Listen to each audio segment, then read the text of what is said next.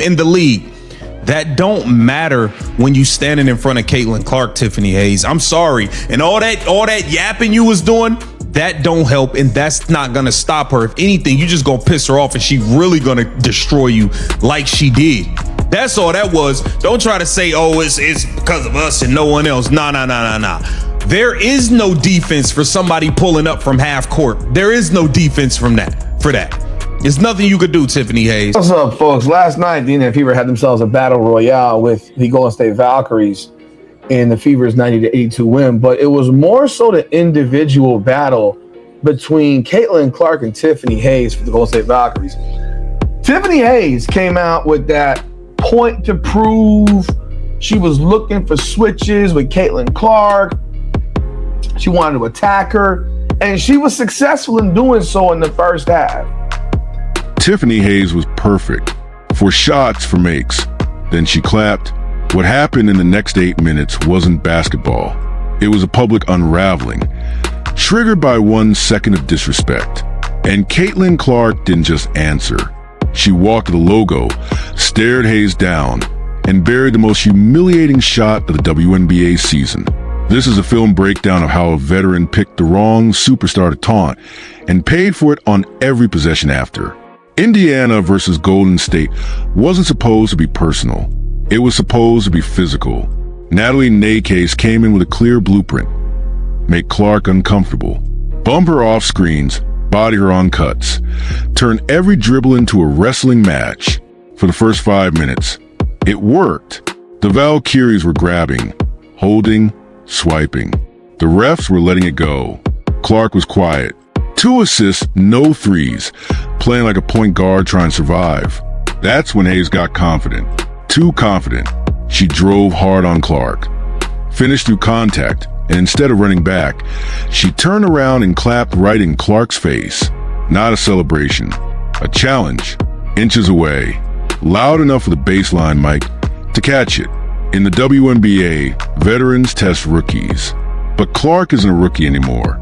And Hayes forgot who she was dealing with. The entire Fever bench stood up, not to fight, to watch.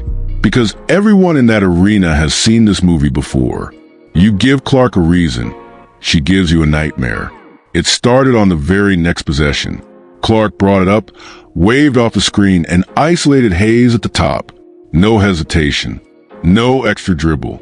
She stopped at 33 feet, the logo, and launched. The shot wasn't just deep.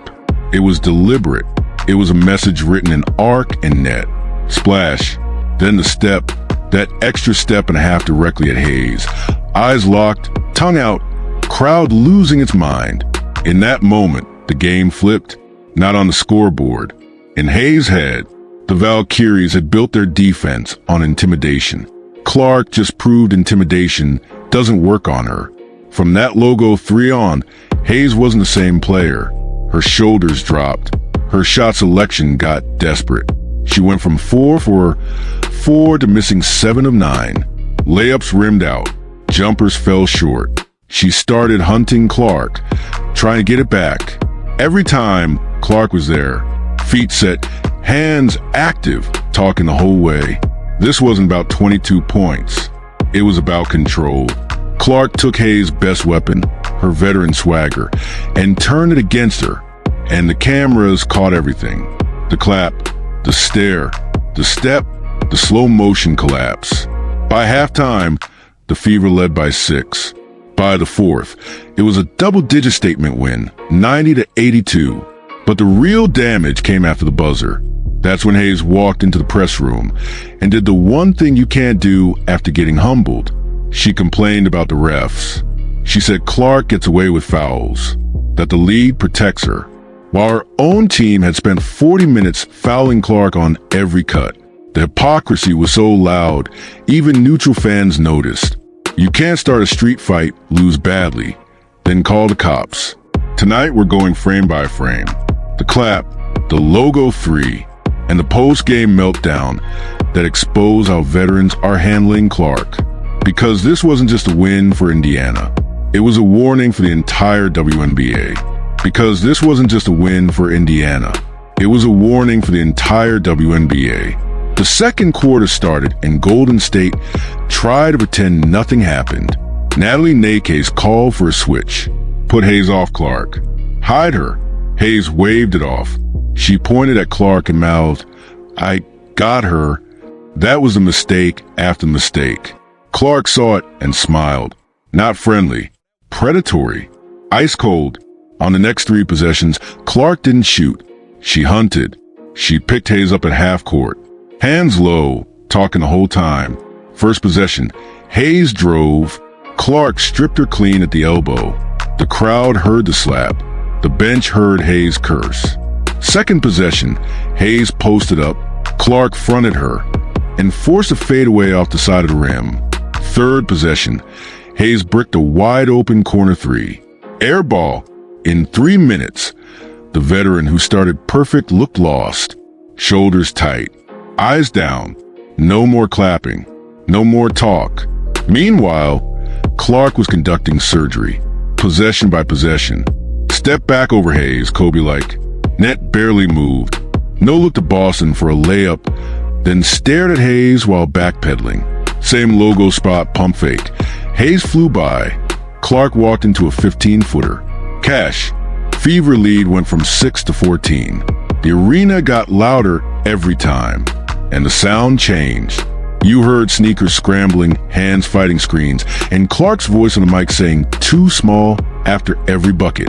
Hayes started arguing with teammates, started fouling out of frustration. With 4 minutes left in the half, she grabbed Clark's jersey and got her third foul.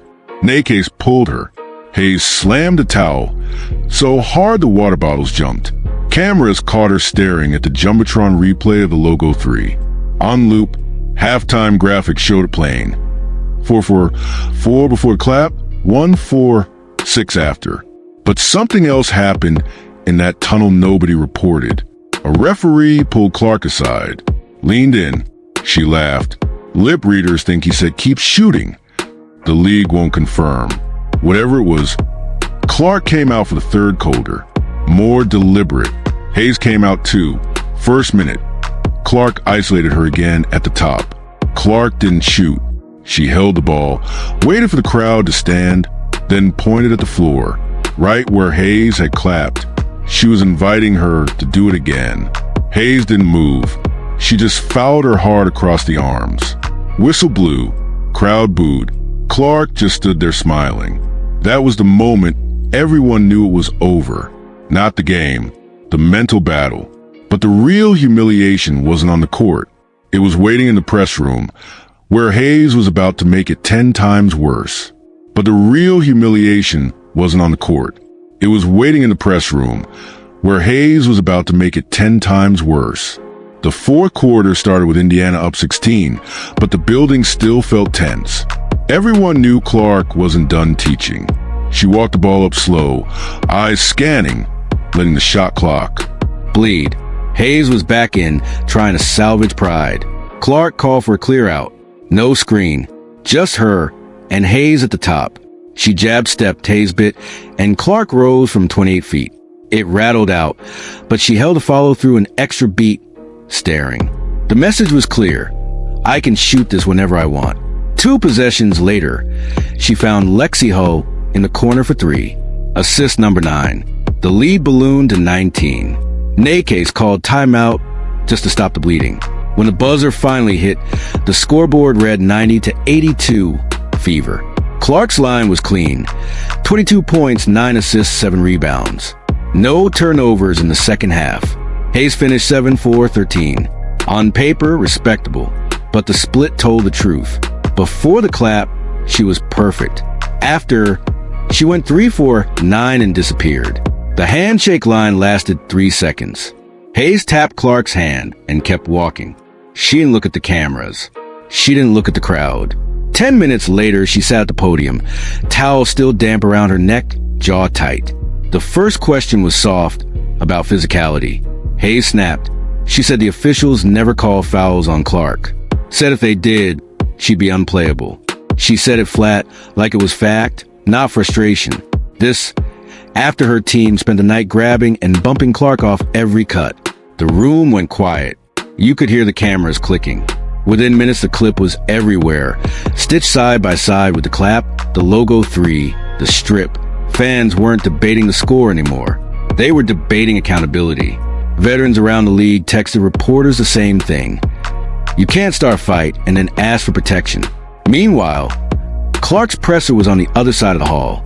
She was asked directly about Hayes. She didn't take the bait. She leaned into the mic and said, "I just play. If you want to talk, I'm going to let my game talk louder." No grin, no eye roll, just the same calm she had when she took that extra step after the logo. That composure is what veterans fear most. You can't rattle someone who never raises their voice. And that halftime tunnel moment, the referee whisper everyone obsessed over, the league released a statement the next morning. Routine sportsmanship check. Nothing more. It didn't matter. The narrative was already set. Clark didn't need permission. She gave it to herself when Hayes clapped. That's the lesson Golden State learned. And the lesson the rest of the WNBA is still learning. You don't poke a generational shooter.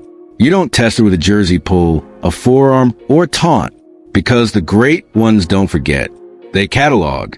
They remember every grab, every word, every clap, and they turn it into a highlight that lives forever. Tiffany Hayes started that night perfect. 4 for 4. Then she clapped. And Caitlin Clark spent the rest of the game reminding her and the entire league exactly why you never do that. If you want the unfiltered film room the networks won't run, subscribe right now. This channel lives in the details. The clap, the step, the stuff they hope you miss. Drop your take below. Did Tiffany Hayes just commit career suicide by taunting Clark? Or is the WNBA really protecting its biggest star? Hit the bell, because Indiana is on a warpath. The veterans are panicking, and we're breaking down every single possession they don't want you to see.